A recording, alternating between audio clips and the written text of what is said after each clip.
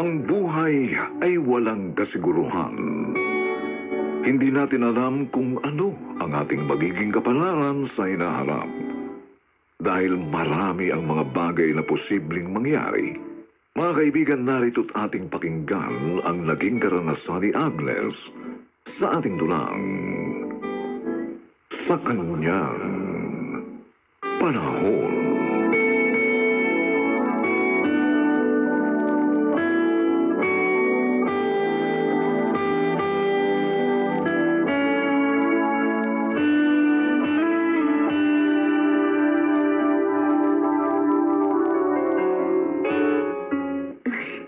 Happy monthsary, babes. Ito nga pala yung regalo ko. Nag-abala ka pa, babes. Nahiya na tuloy ako sa'yo eh. Wala kasi akong gift sa'yo. Okay lang yun. Ang importante, magkasama tayo. Sige na, buksan mo na yung gift ko. Ang ganda naman ang pagkakabalot. Nangihinayang akong sirain ang wrapper. Sige na, okay lang yun. Sirain mo na yung wrapper. Wow, ang gandang necklace. I like it. Salamat, babes, ha? Mabuti naman at nagustuhan mo. Sige, suot mo na. Sandali lang, ha? Pupunta lang ako ng CR at isusuot ko na rin itong necklace.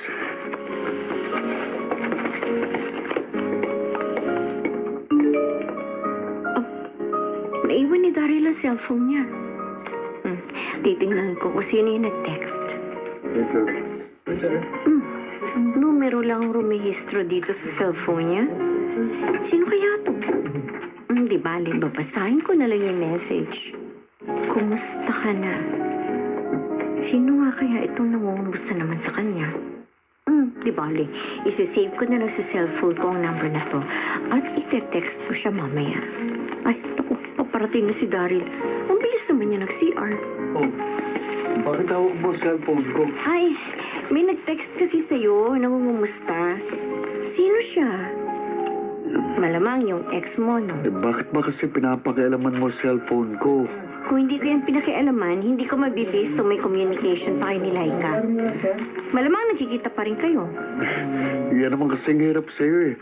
Masyadong advance ang takbo ng isip mo. Kung talagang mahal mo ko, magtitiwala ka sa akin. Pagkatapos mo magsinungaling at maglihim sa akin, sa palagay mo pa magtitiwala pa rin ako sa'yo? Okay. Ilalagay ko uli rito sa box itong necklace. Ito na ang regalo mo. Sinosoli ko sa'yo. Teka, bakit? Kung wala ka rin lang tiwala sa akin, edi break na tayo. Okay, babes. I'm sorry. Please naman, huwag mo na magawin sa akin to. Okay. Madali naman akong kausap eh. Kaya kung gusto mo magkasundo tayo, umayos ka.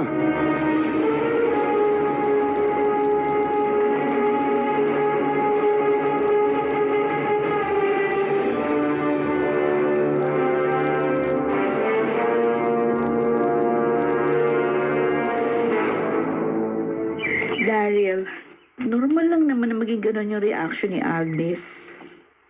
Hindi ko siya masisisi. Bakit ba parang siya pang kinakampihan mo? Hindi naman sa ganun. Siyempre babae din ako. Bakit? Naiintindihan ko siya. Laika, wala naman tayong ginagawang masama, di ba? At bago ko siya maging girlfriend, nakikita na tayo, kaya wala akong nakikitang masama. Kasi hindi ka naging honest sa kanya. Kanya ka rin naman sa akin nun, di ba? Naku ba?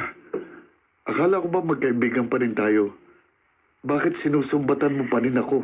Sinasabi ko lang ang dahilan kung bakit hindi tayo nagkasundo noon. Kaya huwag mo nang ulitin kay Agnes ang ginawa mong pagkakamali.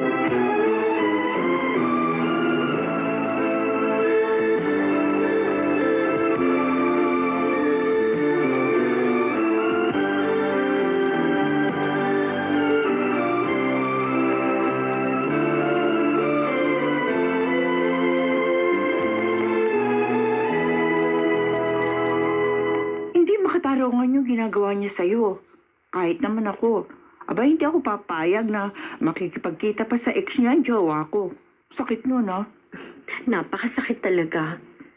At ang mas masakit pa nito, siya pa may ganang magalit. Ano ngayon ang binabalak mo? Makikipag-break ka ba sa kanya? Siya nga ang may gusto makipag-break sa akin eh. Pero hindi ako pumayag. Kasi mahal na mahal ko siya eh. Kaya titiisin mo na lang ang ganyang sitwasyon. Mas kaya kong tiisin ang ganitong sitwasyon. Kesa naman mag-break kami. Yun ang hindi ko talaga kayang tiisin. Hindi ko yun kakayanin. Abay, di sige. Bahala ka magpakabaliw at magpakamartir. Pero bibigay at susuko ka rin balang araw.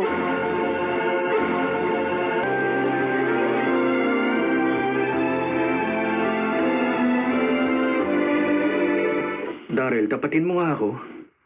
Magkaibigan lang ba kayo ni Laika? O baka naman nagkabalikan na kayo? Bakit, Dennis? Nagdududa ka rin ba? Eh, sino ba naman ang hindi magdududa?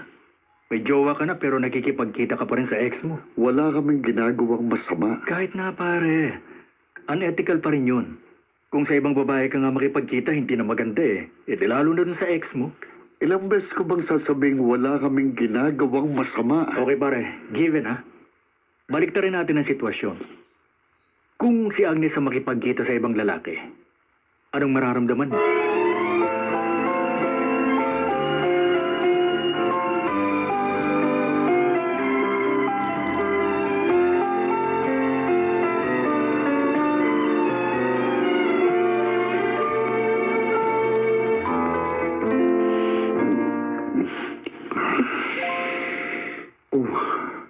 Bakit malungkot ka? Hindi ka ba nasayahan? Lagi naman ako masaya tuwing magkasama tayo.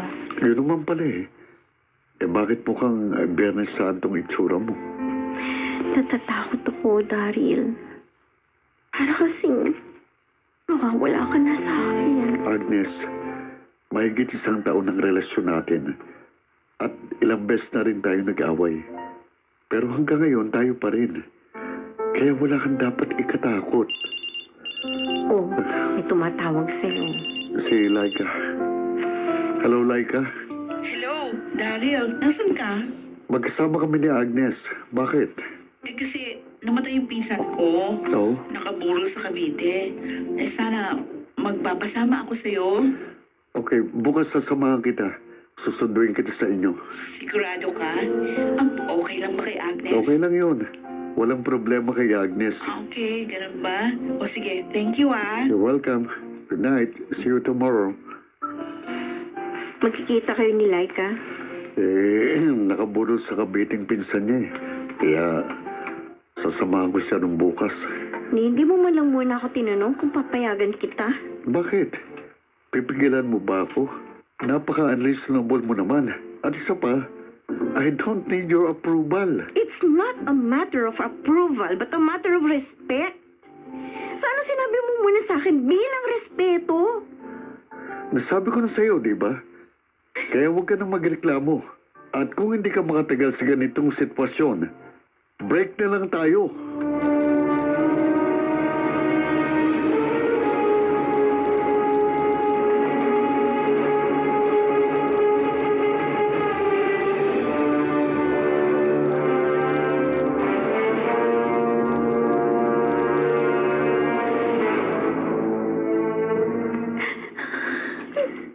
Sinabihan na kita noon pa. Hindi ka nakinig sa akin. Mahal na mahal ko po si Daryl. Tay, hindi ko kakayanin na mag-break kami. Break na nga kayo. Ano ngayon ang gagawin mo? Ewan ko po. Para gusto ko na mamatay. Hindi isa ang lalaki sa mundo. Kaya kalimutan mo na siya. Dahil wala siyang kwentang tao.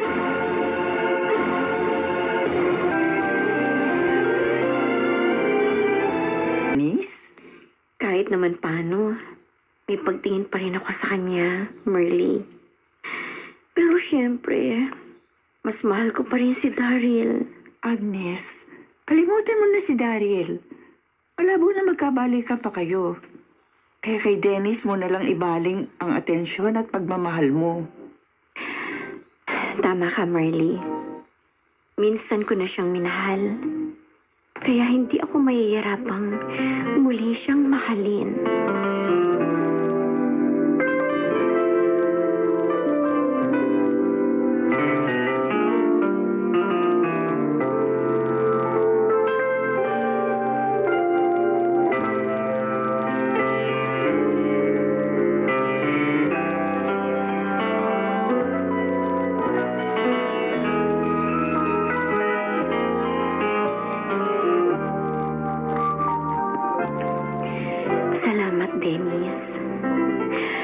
Sobrang lungkot ko nung nakarampas ko.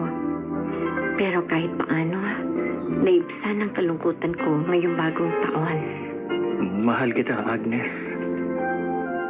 Kaya gagawin kong lahat para patuloy na maghilom ang sugat sa puso mo. Pasensya na, ha? Pero hindi ko agad basta masusuklian ang pagmamahal mo. Ayoko naman kasi maging hipokrita. Hindi naman ako nagmamadali. Willing naman ako maghintay. Huwag kang mag-alala. Dahil alam ko kung saan ko gustong makarating. At nakapagpasya na akong ikaw ang gusto ko makasama sa pagtahak sa aking bukas. Agnes, salamat. At huwag kang mag-alala. Dahil hindi mo ito pagsisisihan.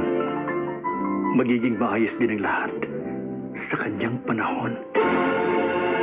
Mahalaga pa rin ang nakaraan kahit pa masaklap ang pangyayari dahil ito ang nagtuturo sa atin ng magandang aral upang maging gabay tungo sa magandang bukas sa kanyang panahon.